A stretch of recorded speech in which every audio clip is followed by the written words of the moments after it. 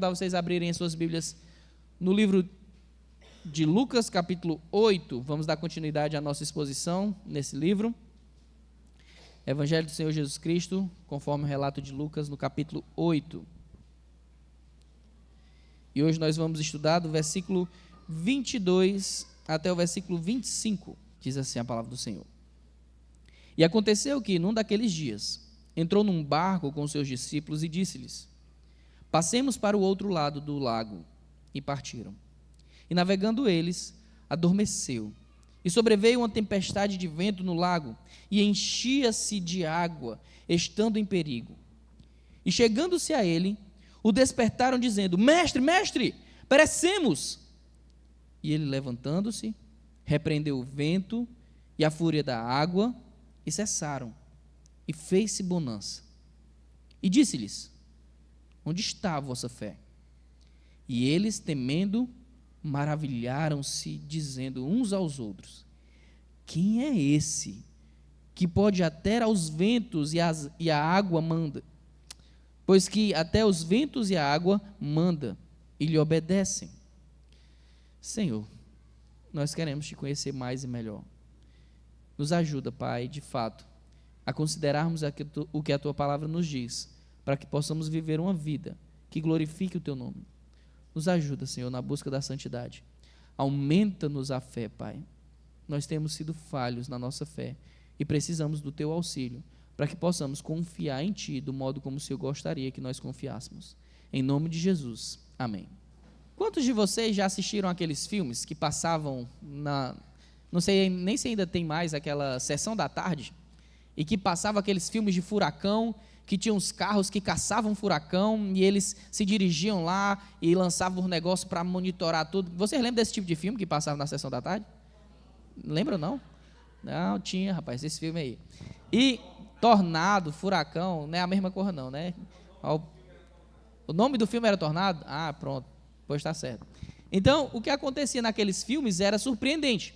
De um modo geral, as pessoas, quando ouvem falar de um furacão e um tornado, o que elas fazem? Vão para longe do tornado, e não para cima do tornado. Mas a graça do filme estava em que aqueles personagens, de um modo geral, se sentiam atraídos para dentro daqueles fenômenos meteorológicos, e eles queriam entender melhor, eles queriam desafiar a natureza ou coisa do tipo. Acontece, irmãos, que nenhum de nós, em sã consciência, sente prazer em passar por tribulações. Nenhum de nós sente prazer em passar pelas turbulências, pelo modo como nós temos os desafios diários colocados pelo Senhor para que nós enfrentemos. De um modo geral, se fosse apenas por escolha nossa, todos nós gostaríamos que a nossa vida fosse sempre bonança. Tudo tranquilo, tudo em paz, sem grandes emoções ou desafios. Acontece que muitas vezes, quando nós olhamos para aquilo que é a tribulação que enfrentamos num determinado momento, a gente tem a tendência de achar que toda tribulação é fruto de uma ação do inimigo. Já pensou dessa maneira? A nossa tendência é essa. A nossa tendência é achar que tudo que acontece de desafiador na nossa vida, todas as tempestades, tribulações que enfrentamos, é culpa do cão. Não é verdade? É mais fácil culpar o cão por tudo. Mas será que necessariamente foi Satanás que enviou aquela tribulação para que você enfrente? Na noite de hoje, eu quero que vocês reflitam comigo sobre uma tempestade que os discípulos do Senhor Jesus Cristo enfrentaram, que não foi mandada por Satanás, mas foi o próprio Cristo que os levou para dentro da tempestade. Nem sempre aquilo que você enfrenta de dificuldades na vida é fruto da ação de Satanás. E eu quero lembrá-los uma coisa: ainda que seja fruto da ação de Satanás, não existe nenhuma ação de Satanás que o Senhor não o autorize a fazer. Lembra lá do caso de Jó? O Senhor estava lá olhando para o seu servo, um servo temente a ele, que cumpria a sua vontade. E o que Satanás disse sobre Jó? É fácil ser como Jó. É fácil ser obediente quando tudo está bem, quando está tudo na bonança. Jó não sofre nada. Jó tem bens, Jó tem saúde, tem tudo. Tira isso dele para ver se ele não blasfema contra ti. E o Senhor, então, autoriza que Satanás coloque tantas tribulações na vida de Jó. Então, quero lembrá-los disso. A nossa vida, naturalmente, é uma vida feita, por conta do pecado, para enfrentar tribulações. O próprio Cristo nos alertou: no mundo tereis aflições, mas tem de bom ânimo, eu venci o mundo. E por que é tão importante a gente refletir sobre isso? Existe uma corrente teológica altamente danosa, que tem muitas faces, que afirma que os servos do Senhor, eles, se estiverem em fidelidade a Ele, não podem passar por dificuldades. É o que a gente chama do evangelho, ou da doutrina, da teologia da prosperidade. E ela tem muitas facetas. De modo geral, a teologia da prosperidade mais difundida é a ideia de que o crente, ele necessariamente, por ser crente, ele precisa ter riquezas financeiras. Isso não é verdade. E outras correntes afirmam que o crente não pode ficar doente, porque por ser crente, ele está blindado pelo Senhor de qualquer doença. Também não é verdade. Outras afirmam até que o crente não pode passar por nenhum tipo de tristeza, por nenhum tipo de perda significativa, porque Deus o blinda ou protege em todas essas coisas, o que também não é verdade. Quantos são os exemplos nas Escrituras de homens santos, homens fiéis ao Senhor, que enfrentaram muitas dificuldades? De modo geral e humano, se a gente pensar na vida do apóstolo Paulo, a vida dele era mais fácil antes ou depois da conversão? Antes da conversão. Antes da conversão, ele tinha status, ele tinha dinheiro, ele tinha poder, autoridade, ele era um homem influente. Depois da conversão dele, o que é que ele ganhou? Prisões, chicotadas, naufrágios. Ele sofreu das mais variadas mazelas que você pode imaginar, incluindo a fome. E Paulo, no final da sua vida, na prisão onde ele foi morto, ele não tinha sequer capa para se proteger do frio. Abandonado lá por muitos dos seus companheiros de ministério, e era um homem fiel ao Senhor. Quando nós olhamos lá para Abacuque, Abacuque no seu tempo era um homem diferente. E o que aconteceu naqueles dias? Tudo que ele pediu ao Senhor para que se acalmasse aconteceu? Não. Abacuque dizia: Senhor, até quando clamarei violência e tu não me escutarás? E ainda assim, o que foi que aconteceu? Mais violência. Deus queria que Abacuque, que Jó, que Paulo entendesse que a nossa alegria, a nossa segurança, a nossa satisfação está no próprio Deus. E a nossa segurança estando no próprio Deus, nós entenderemos que não necessariamente as tribulações dessa vida passarão nessa vida. E eu quero deixar essa mensagem clara na mente de vocês hoje. Por mais que você seja um crente fiel ao Senhor, não significa que as tribulações que você enfrenta hoje passarão aqui nessa terra. Um dia elas passarão. Com certeza não haverá choro, não haverá tristeza, não haverá morte, não haverá fome na eternidade. Mas até que cheguemos lá, as tribulações, infelizmente, fazem parte da nossa vida. Quero levar você a olhar para o texto novamente, capítulo 8, versículo 22, que começa dizendo assim: E aconteceu que, num daqueles dias, entrou num barco com seus discípulos e disse-lhes. A primeira coisa que nós vamos ver nessa perícope é que o Senhor Jesus Cristo, vindo de uma sequência de milagres, de afazeres, onde ele não tinha sossego de modo físico falando, Jesus, como homem que ele era também, ele precisava descansar. E é interessante o modo como se fala aqui, e é complementado tanto no Evangelho de Marcos como no Evangelho de Mateus, da ideia que Jesus se retira daqueles ambientes lá onde ele estava servindo todas as pessoas que o acessavam para curar, para ouvir os seus ensinamentos, porque ele sabia que precisava estar longe dessas pessoas para que ele pudesse descansar. Se ele não estivesse longe, ele estaria o tempo todo acompanhando aquelas pessoas, o tempo todo servindo aquelas pessoas. Ele sabia que esse era o propósito que o Pai tinha chamado para ele. Então ele pede que os seus discípulos o levem para o outro lado do lago e o façam logo, né? E o interessante é, Jesus pede isso para homens que navegavam naquele lago constantemente. Afinal de contas, os seus discípulos, uma boa parte deles, eram pescadores naquele lago. Eles tinham costume, conheciam a região, sabiam a melhor maneira de navegar ali, eles estavam no quintal de casa. Era fácil para eles, portanto, saber qual era a melhor maneira, o melhor local para que eles pudessem atravessar até o outro lado. E é dito no versículo 22 ainda, que o Senhor dá essa ordem para que eles passem para o outro lado, e o que eles fazem é obedecer. Então, De quem foi a ideia de entrar naquele lago e partir para o outro lado?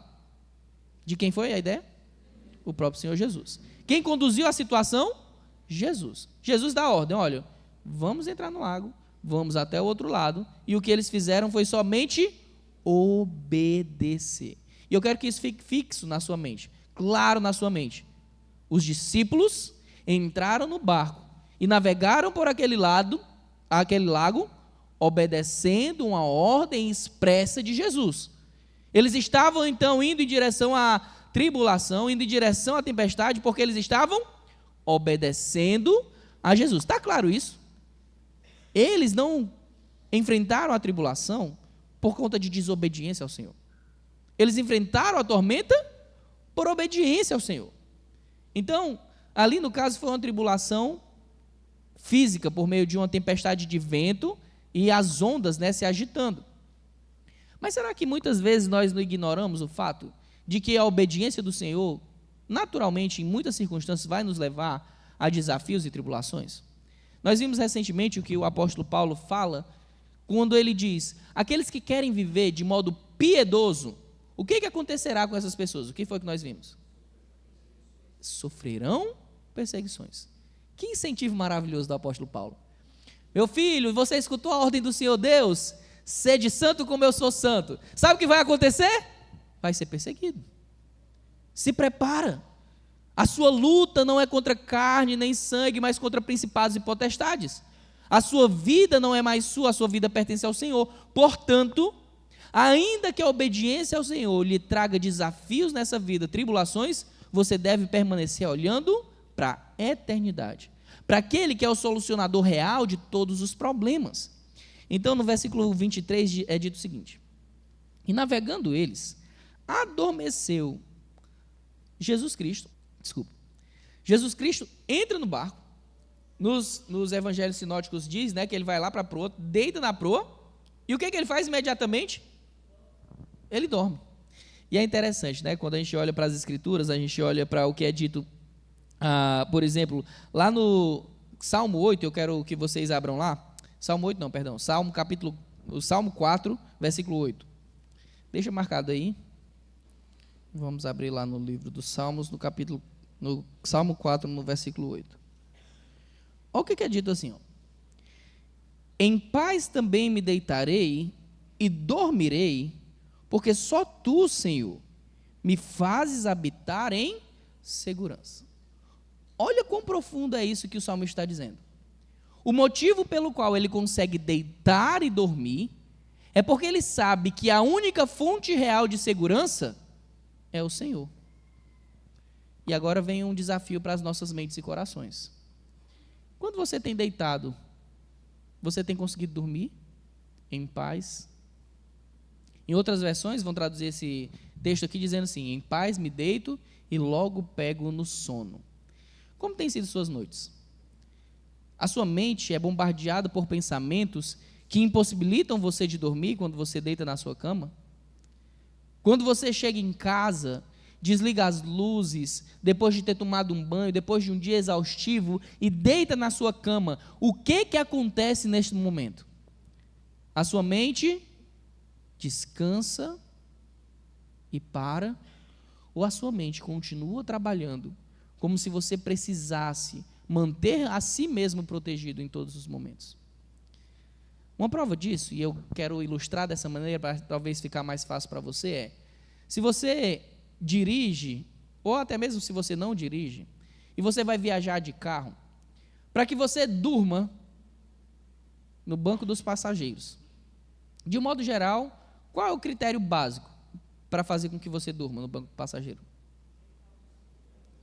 O critério básico é confiar no motorista. O critério básico é esse. Se você não confiar no motorista, você vai ficar assim, vai devagar, ó o cachorro, misericórdia, freia. Não é assim não? Por quê? Como você não confia nele, você acha que precisa ficar acordado, porque se você não ficar acordado, você está sem segurança.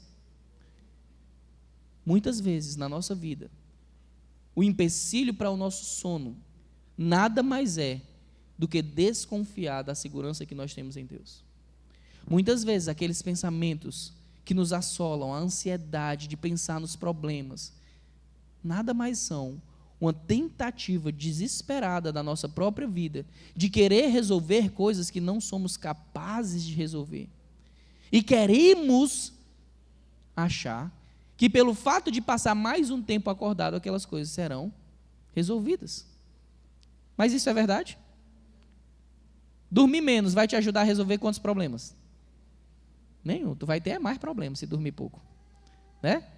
Não vou nem dizer não, viu? Para algumas pessoas aqui da igreja que estão precisando dormir mais.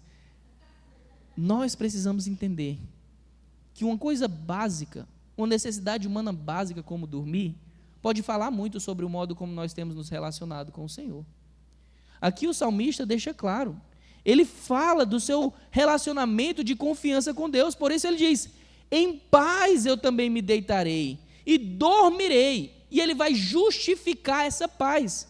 A paz é justificada porque só tu, Senhor, me fazes habitar em segurança. O que nos dá segurança real não é a casa com muro alto. O que nos dá segurança real não é o banco com a conta recheada. O que nos dá segurança real não são as muitas vitaminas que eu tomo. O que nos dá segurança real é apenas o Senhor nosso Deus. Porque o Senhor nosso Deus é quem de fato tem controle sobre todas as coisas. Porque, por mais que eu me esforce, e aqui não é um incentivo a você não buscar a segurança que vem do próprio mundo, certo? O incentivo é não achar que essas coisas de fato me dão a segurança final. Então, eu não estou mandando você derrubar seu muro e dormir de porta aberta, não. Não é isso que eu estou mandando você fazer. Eu estou dizendo que, por mais que você coloque um muro, cerca elétrica, câmera ou qualquer outra coisa, isso não garante a sua segurança de fato. O que o Senhor também diz por meio dos salmistas? Se o Senhor não guardar a cidade, em vão vigia a sentinela. O que significa ser em vão? Não adianta a sentinela estar lá acordada e vigiando, se não for o Senhor que conceder a segurança. Eu sempre gosto de lembrar do exemplo lá do Banco Central, aqui na nossa cidade, né? O maior roubo registrado no nosso país. Um dos maiores roubos registrados na história da humanidade. Me diga uma coisa, você acha que a sua casa é mais bem protegida do que o Banco Central? Sua casa é mais bem protegida que o Banco Central? É, porque nunca entraram, né? Muito bem, exatamente isso. Qual é a segurança que tem na nossa casa, que não tem no Banco Central? A ideia de que o Senhor é que nos fornece a segurança. Então, só é possível que algo aconteça na nossa casa se o Senhor permitir. Caso contrário, não vai ser o muro alto, não vai ser a cerca elétrica, não vão ser as câmeras que impedirão que alguma coisa difícil ou ruim aconteça. Aquele banco, meus irmãos, meu amigo, não é fácil entrar ali não. Lembrem-se, eles escavaram lá, passando por debaixo da... Como é? Dom Manuel, é? Não. 25 de março, Dom Manuel, passando ali por debaixo, né? Escavaram o piso do banco, que era grosso, de concreto, assim, de vários metros, com malha de aço e tudo mais. Precisaram fazer corrupção com outros membros de dentro do banco. Foi uma operação complexa. Mas esse sistema ali de segurança foi suficiente para impedi-los? Não. Então, o que eu quero dizer com isso? Nós precisamos sondar o nosso coração. Nós precisamos verificar se o motivo da nossa insônia, o motivo da nossa aflição, não é a falta de confiança no motorista da nossa vida. Você acredita que é Deus que conduz a sua vida? Você acredita que é Ele que está dirigindo a sua vida? Mas aí você tem que pensar, se eu digo que acredito que é Deus que está dirigindo a minha vida, eu tenho agido como quem confia nele? Eu tenho conseguido dormir porque eu sei que é Deus quem está dirigindo lá, eu não preciso me preocupar? Ou será que eu estou assim, Senhor, o senhor está vendo ali, né? Não estou dizendo que o senhor não sabe dirigir, não, só para lhe alertar aqui, tá bom? Ó o buraco, Senhor, meu Deus do céu. Não, confio em ti, Senhor, confio. Essa insegurança, essa indisposição de confiar no Senhor é muitas vezes velada. Não é o tipo de coisa que todo mundo percebe. Porque nem todo mundo sabe o que está passando na sua mente. Mas Deus sabe. Às vezes você está com um sorriso no rosto aqui, mas a sua mente não consegue descansar em Deus. Às vezes você está cumprimentando e abraçando todo mundo aqui, mas o seu coração ainda não descansou e não recebeu a paz que vem de Deus. Como então Jesus, sabendo que havia uma tempestade mais na frente, dorme tranquilo? Porque ele sabe que está sempre no centro da vontade de Deus Pai. Talvez você diga assim, Jesus estava dormindo porque ele podia mandar a tempestade parar e parar, né? É muito fácil, se fosse assim eu também. Quando você fala uma coisa como essa, você depõe contra si. Ou seja, se eu fosse Deus como eu quero, eu estaria descansando. Mas a pergunta que fica é, você é Deus? Um dia você vai ser Deus? Então, enquanto criatura de Deus, qual é a sua função? Parar de querer ser Deus e descansar no Deus que te criou e cuida de ti. Essa é a tua função. Não é achar que você vai ter domínio sobre qualquer coisa que seja. Nós precisamos fazer como o Senhor Jesus Cristo fez. Entrou no barco e dormiu ali, adormeceu. E aí é dito no versículo 23 que sobreveio uma tempestade de vento no lago. Essa região do lago ali da Galileia é uma região cercada que tem montanhas que durante o período de inverno congela tudo e que se mistura também com o vento das regiões mais áridas. E o que acontece? Esse vento gelado das montanhas descem, se encontram lá com os ventos mais quentes que vêm da região mais árida e começa um turbilhão de vento naquela região do lago que é comum levantar muitas ondas. E aqueles pescadores que estavam acostumados a navegar naquele lago sabiam disso.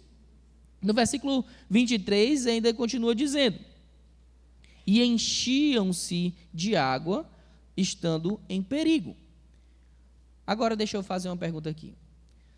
O perigo de eles naufragarem ali, devido às circunstâncias, era real ou não? O que você acha? É real. O vento está dando. O barco está começando a encher d'água. E o perigo era real. Todos os três escritores aqui dos evangelhos sinópticos deixam claro que o perigo era real. Não se tratava de uma possibilidade. Não era uma ideia assim, nós estamos vendo que Jesus está pedindo para a gente atravessar ali no lago, eu estou vendo que tem umas nuvens assim, eu estou achando que o vento está aumentando. Não. Eles saíram obedecendo ao Senhor e chegaram lá no meio do lago, começa uma tempestade de vento. Mas olha o que é dito aí no versículo 24. E chegando-se a ele, o despertaram, dizendo, mestre, mestre, perecemos. Mais uma reflexão eu gostaria que vocês fizessem. Por que vocês acham que eles foram acordar Jesus? Qual foi o motivo de fato que levou eles a acordarem Jesus, sabendo que Jesus estava cansado? Sabendo que Jesus tinha tido dias muito difíceis, desgastantes. Por que eles foram acordar Jesus? Medo? A primeira coisa por que eles foram acordar Jesus é que eles não conseguiram resolver só. Se eles tivessem conseguido resolver, eles teriam ido acordar Jesus? Não, obviamente que não. Quando eles chegam para Jesus, fica evidente isso que vocês falaram. O medo e o desespero. Nos outros evangelhos, se eu não me engano é no evangelho de Marcos, eles dizem não só isso que está registrado aqui por Lucas, mas eles acrescentam, o Senhor não se importa que a gente morra, não? Ou seja, eles vão lá, acordam o Senhor Jesus, o chamam insistentemente para que ele acorde, e eles ainda dizem assim, como é que o Senhor pode ignorar a situação que nós estamos vivendo aqui? O Senhor não nos ama? O Senhor não se preocupa com a nossa vida? O Senhor não se importa que a gente morra, não? Talvez você não se dê conta, mas na sua vida você pode fazer a mesma coisa. Senhor, por que eu estou passando por isso? O Senhor não se importa comigo, não? O Senhor não me ama, não? O Senhor não se importa que eu morra, não? A minha vida não vale nada, Senhor. Se você já se fez essas perguntas, entenda. Você o fez porque você é pecador. Nós somos pecadores. E nós achamos que sempre é mais fácil culpar outras pessoas do que confiar em Deus para a solução dos problemas que nós não somos capazes de resolver. O problema não foi consultar Jesus. O problema que esses homens fizeram aqui, dos discípulos de Cristo, não foi ir acordá-lo. Quem é que sabe qual foi o problema deles? O desespero, a desesperança, o pânico, que estava denunciando um problema do coração deles. Qual era o problema do coração deles? A falta de confiança no Senhor. Ah, pastor, o senhor está sendo muito duro com eles. Será que eu estou sendo duro com eles? Olha o que é dito logo em seguida. Versículo 24.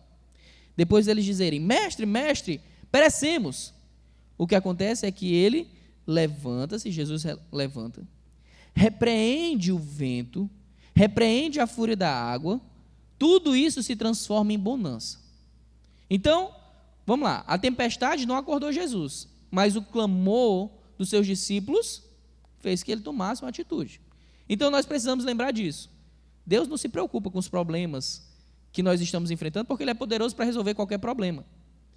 Deus nos escuta sim, em qualquer que seja a tribulação.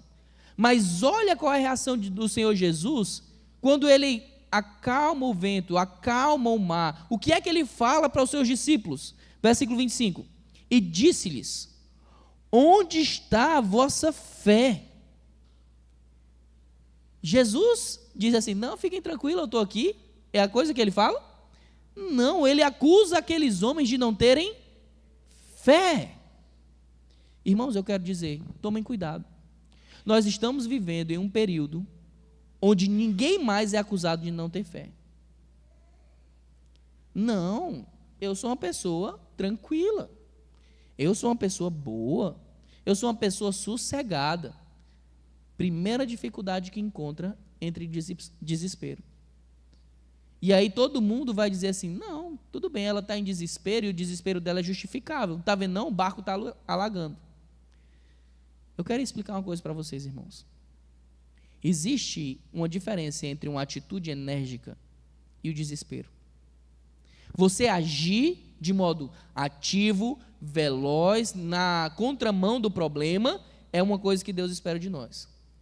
Mas essa atitude que nós devemos tomar deve ser fruto da confiança que temos em Deus, de que Ele nos acompanha na resolução do problema. Então vamos lá, recapitular.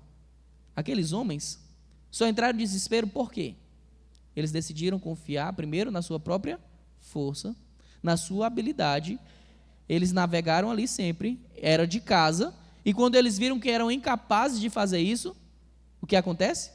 Ao invés de continuar agindo e confiantes no Senhor de que Ele pode resolver, ainda que não necessariamente Ele vá solucionar o problema que temos, eles entraram em desespero. Eles começaram a gritar, eles começaram a acusar a Deus de não se importar com a vida deles. Esse é o problema. Quando você acha que o fato de estar passando por tribulações é falta de cuidado e amor de Deus para com você. Deixa marcado aí, eu quero levar você para refletir num texto. Vamos lá para Salmo 23.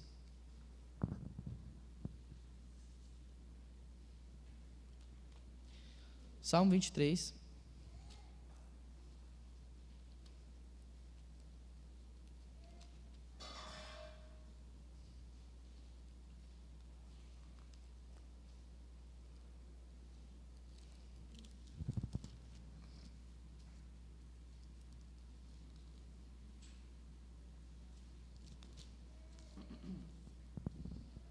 Acharam aí? Olha o que diz aí no versículo 1 em diante. O Senhor é o meu pastor. Amém? O Senhor é o nosso pastor? Amém. Nada me faltará. Amém? Deitar-me faz em verdes pastos, guia-me mansamente às águas tranquilas. Amém? Refrigera a minha alma. Guia-me pelas veredas da justiça, por amor do seu nome. Amém? Deus cuida de nós? Por que Ele cuida de nós? Porque Ele é o nosso bom pastor. E o bom pastor dá a vida pelas suas ovelhas. Isso está claro para vocês? Então, quem é que nos conduz para os verdes pastos? Deus, que é o nosso bom pastor. Quem é que nos conduz para as águas tranquilas? Deus, que é o nosso bom pastor. Um bom pastor, ele perde as suas ovelhas? O bom pastor, ele simplesmente esquece que tem uma ovelha e deixa ela perdida lá? Não. Então vamos lá comigo no versículo 4 do Salmo. Ainda que eu andasse pelo vale da sombra da morte, não temeria mal algum, porque tu estás comigo. Amém? Quem foi que levou a ovelha para o vale da sombra da morte? Quem foi? O pastor levou a ovelha para o vale da sombra da morte. O motivo que faz a ovelha não temer é que o mesmo pastor que levou ela até o vale da sombra da morte, está com ela no vale da sombra da morte. Perceba, a confiança do salmista não está na certeza de que ele não passará por tempos difíceis. A segurança do salmista em falar que Deus é o meu bom pastor está no fato de Deus estar com ele sempre. E ele saber que por ser um bom pastor, tudo que ele vive na sua vida é fruto do cuidado do bom pastor. Então eu quero que você reflita. Andar pelo vale da sombra da morte pode ser cuidado de Deus na sua vida? Sim. Andar pelo vale da sombra da morte faz parte também do modo como Deus quer trabalhar em nós. E é interessante. Lá no texto que nós estamos estudando, no Evangelho de Lucas, a gente pode ver um pouco da maravilhosa providência do Senhor. Jesus queria tratar do homem que estava lá do outro lado, que é a mensagem que nós vamos ver no nosso próximo encontro, na nossa próxima exposição do Evangelho de Lucas. Quem é que estava lá do outro lado? O endemoniado gadareno. Aquele endemoniado gadareno precisava do auxílio de Jesus? Precisava. Jesus sabia que era da vontade do Pai de ir até o encontro daquele homem? Sabia. Ele não precisava atravessar o lago? Precisava, mas a providência de Deus também fez com que Deus aproveitasse aquela circunstância para tratar no caminho o coração dos seus discípulos. Irmãos, nós não temos domínio sobre todas as coisas. E nós também não temos acesso ao plano perfeito de Deus, para dizer, eu posso descansar aqui, porque lá na frente vai acontecer aquilo, que é fruto do que aconteceu comigo agora. Nós não temos isso. Nos basta cada dia confiar no Senhor. Nos basta cada dia lembrarmos que o Senhor é o nosso bom pastor, e por isso eu não terei falta de nada. Por isso que eu sei que eu vou estar alimentado. Por isso que eu sei que quando eu chegar no vale da sombra da morte, a única tranquilidade que eu terei, o motivo pelo qual eu não temerei, é saber que o Senhor está comigo. Porque se eu não descansar em meio ao vale da sombra da morte, o que isso diz sobre mim? Eu estarei agindo como qualquer outra pessoa que não tem fé. Entenderam a repreensão do Senhor Jesus? Vamos lá, voltar para o texto de Lucas capítulo 8. Lucas capítulo 8. Jesus diz, onde está a vossa fé? Cadê a fé que vocês dizem ter? O que Jesus estava acusando aqueles seus discípulos? Vocês estão agindo exatamente igual qualquer outra pessoa que não tem a mim. Ao invés de fazer o que tem que fazer e descansar em mim, vocês entraram em desespero e pânico. Vocês acham que a acusação do Senhor contra esses homens foi séria? Foi. Mas sabe uma coisa? Às vezes a gente quer ter misericórdia demais dos discípulos, porque a gente assume posturas iguais a deles. Posturas que não nos confrontam contra a nossa própria fé. É fácil dizer que ama ao Senhor e confia no Senhor. É fácil dizer que o Senhor é meu pastor e nada me faltará. Mas na hora de andar pelo vale da sombra da morte, você tem dito isso? Você tem confiado nisso?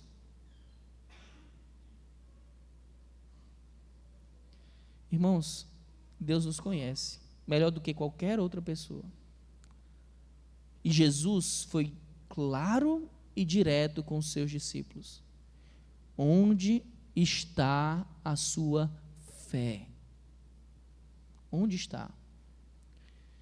Eu quero também levar vocês a refletir mais uma vez. Deixa marcado aí em Lucas e vamos lá para a carta aos Hebreus.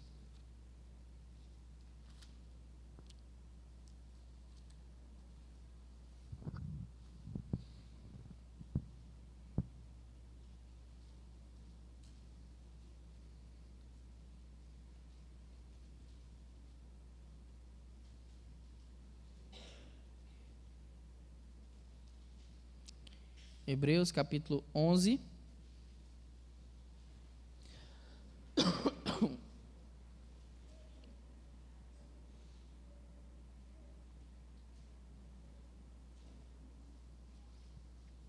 E no capítulo 11, eu recomendo que vocês leiam esse capítulo todo quando chegarem em casa. Eu queria dar destaque para os versículos finais desse capítulo, a partir lá do versículo 32, que diz assim: E que mais direi? Faltar-me-ia tempo contando de Gideão e de Baraque, de Sansão, de Jefté, e de Davi, e de Samuel e dos profetas. Aqui é a galeria da fé, certo? Ele vai citando, o autor da carta aos Hebreus cita vários homens e mulheres que fizeram muito pelo Senhor e concluíram com fidelidade a carreira que lhes estava proposta. Versículo 33. Os quais pela fé venceram reinos, praticaram a justiça, alcançaram promessas, fecharam a boca dos leões, apagaram a força do fogo, escaparam do fio da espada, da fraqueza e tiraram forças. Na batalha se esforçaram, puseram em fuga os exércitos estranhos. As mulheres receberam pela ressurreição os seus mortos. Uns foram torturados, não aceitando o seu livramento, para alcançarem uma melhor ressurreição. E outros experimentaram escárnios e açoites e até cadeias e prisões. Olha a continuidade do texto. Foram apedrejados, cerrados, tentados, mortos ao fio da espada, andaram vestidos de pele de ovelha e de cabras, desamparados, aflitos, dos quais o mundo não era digno, errantes pelo deserto e montes, pelas covas e cavernas da terra. E todos estes, tendo tido testemunho pela fé, não alcançaram a promessa, provendo Deus alguma coisa melhor a nosso respeito, para que eles, sem nós, não fossem aperfeiçoados. Me diga uma coisa, esses homens e mulheres que foram citados aqui, andaram por fé, sim ou não? O que eles receberam em troca? Bonança? A galeria da fé traz claramente o ensinamento para nós. Andar confiando no Senhor independe da circunstância. Não depende em você estar com saúde. Não depende de você ter dinheiro. Não depende de você estar bem protegido de muros altos ou coisa do tipo. A minha fé em Deus depende tão somente em confiar nele. Por isso o Senhor nos exorta, nos conclama: exercita a tua fé. Não seja um homem de ânimo dobre, um homem que só tem alegria quando as coisas estão acontecendo do jeito que quer. Confie em mim em toda e qualquer circunstância. Desespero, pânico, a ideia de não olhar para o futuro com solução em Cristo, a ideia de esquecer que Ele é poderoso para dominar sobre todas as coisas, a ideia de achar que Deus não me ama porque eu estou passando por aquela situação, é fruto de uma mente que não tem tido a fé necessária para confiar no Senhor. E eu quero lembrá-los, irmãos, Mateus capítulo 6 diz, o Senhor nos exorta, dizendo: basta a cada dia o seu próprio mal. O que Jesus está dizendo? Nós vamos passar por tribulações dia após dia. A fé, portanto, precisa ser fortalecida em todos os momentos. Quando tudo está acontecendo do jeito que eu quero, mas quando tudo também foge daquilo que eu planejei. Eu fico me imaginando lá no barco com aqueles homens. É só mais uma viagem de rotina. É só mais uma vez das centenas, talvez milhares de vezes que nós já atravessamos esse lago. Vai ser tranquilo. E de repente eles se encontram numa circunstância diferente daquilo que era o normal. E eles que estavam acostumados a passar rotineiramente por ali, se veem em um local de perigo, sem esperança. Entendam, irmãos. Eu não estou falando aqui que você deve anular seus sentimentos, porque foi Deus que deu seus sentimentos. Eu estou falando aqui que Deus nos dá o seu domínio por meio do seu Santo Espírito, para que nós possamos, em meio às lutas e tribulações, olharmos para o que precisamos fazer sem tirar a confiança que temos nele. Está claro isso para vocês? Nós vamos passar por aflições. Nós vamos passar por tribulações. Mais uma vez eu quero lembrá-los do que o profeta Abacuque falou. Se tudo der errado, mesmo assim eu me alegrarei no Deus, no Senhor da minha salvação. Deus já nos deu muito mais do que nós merecemos. O fato de nós termos alcançado a salvação por meio de Cristo é muito mais vantajoso do que qualquer outro benefício que Deus possa me dar nessa terra. Então, ainda que Deus tire a minha saúde, ainda que Deus faça eu perder meus bens, ainda que o Senhor me leve para um local de sofrimento e dor, se eu estiver com Ele, eu poderei enfrentar o vale da sombra da morte sem temer, porque eu sei que Ele sabe o que é melhor para mim. E, gente, eu quero que vocês entendam. Um crente que enfrenta o vale da sombra da morte, confiando no Senhor, serve de testemunho grandioso para aqueles que ainda estão correndo a carreira sofrida da fé. A prova disso é o texto de Hebreus 11. É olhando para o exemplo daqueles homens e mulheres que cumpriram a sua carreira que lhes estava proposta, que nós fazemos o mesmo. Olha, eu tive o privilégio de viver com um homem que eu considero um herói na fé, o meu pai. Quantas e quantas vezes eu tive a oportunidade de sair com meu pai e ele testemunhar da confiança dele no Senhor, com a perna amputada.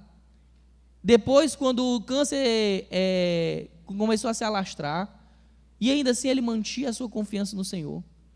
Quando ele recebeu o diagnóstico de que o câncer não reagia ao tratamento de quimioterapia nem radioterapia, quando ele decidiu parar até mesmo os tratamentos paliativos, em todos os momentos que ele decidiu ter a fé no Senhor, sabendo que o câncer não retrocederia, a menos que fosse um milagre da parte de Deus, ele serviu de bom testemunho para todos aqueles que estavam ao seu redor, porque ele não estava baseando a sua confiança no Senhor nas circunstâncias, mas sim em saber que Deus é Deus e que Ele sabe o que é melhor. Será que nós estamos dispostos a viver dessa maneira? Ou será que nós estamos tentando apontar o dedo no rosto do Senhor e dizer: não te importa que morramos? Ou falar como Abacuque antes de ser ensinado pelo Senhor: Senhor, até quando gritarei violência e Tu não me ouvirás? Irmãos, a vida é difícil. É um fato. A vida é difícil. As tribulações vêm e vão. Mas se nós mantermos a nossa fé viva no Senhor Jesus Cristo, nós poderemos permanecer firmes, independente de qual seja a tribulação. No texto que nós estamos terminando de ver agora, a pergunta que os discípulos se fazem é: quem é este? Pois que até os ventos e as águas manda e lhe obedece. Quem é este? E não é à toa que Lucas começa a próxima perícope dizendo lá no versículo 27. Olha aí. E quando desceu para a terra, subiu-lhe ao encontro, vindo da cidade, um homem que estava desde muito tempo, estava possesso de demônios. E não andava vestido, nem habitava em qualquer casa, mas nos sepulcros. E quando viu a Jesus, prostrou-se diante dele, exclamando e dizendo, com grande voz: que tenho eu contigo, Jesus, Filho do Deus Altíssimo? Até os demônios sabem quem é o Senhor Jesus. Será que não é a minha função também saber? Será que não também é a minha função olhar para o Senhor Jesus e dizer: Senhor, eu estou passando por essa tribulação, mas eu sei que o Senhor é Filho do Deus Altíssimo. Eu sei que o Senhor é o meu bom pastor. Eu sei que é na minha cama que eu posso me deitar, repousar e descansar, porque o Senhor é a minha fonte real de segurança. não temos garantia de que as tribulações aqui passarão. Eu queria ser aquele tipo de pastor que ia dizer assim, vai dar tudo certo. Acontece que o vai dar tudo certo depende da sua perspectiva. Para o crente vai dar tudo certo. E sabe o que é dar tudo certo para o crente? A certeza de um dia estar na presença do Senhor. Isso vai dar tudo certo. Mas quando as pessoas no mundo dizem vai dar tudo certo, elas criam a expectativa de que o câncer vai ser aniquilado, de que a pobreza vai se tornar riqueza, de que a insegurança vai se tornar segurança.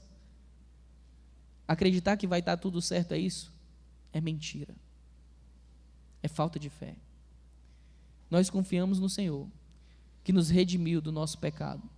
E por isso eu quero incentivar, se você está aqui nessa noite, e você tem andado desconfiando do Senhor, se você tem andado distante dos caminhos dEle, se você tem andado incrédulo que Deus, em meio às tantas tribulações, ainda ama você e ainda cuida de você, eu quero te chamar ao arrependimento. Eu quero te chamar a exercitar a sua fé e depositar a sua confiança no Senhor. Porque é isso que Ele quer, deixando registrado todas essas coisas. Que nós entendemos onde estamos falhando e possamos voltar mais uma vez a confiar nele como devemos. Amém?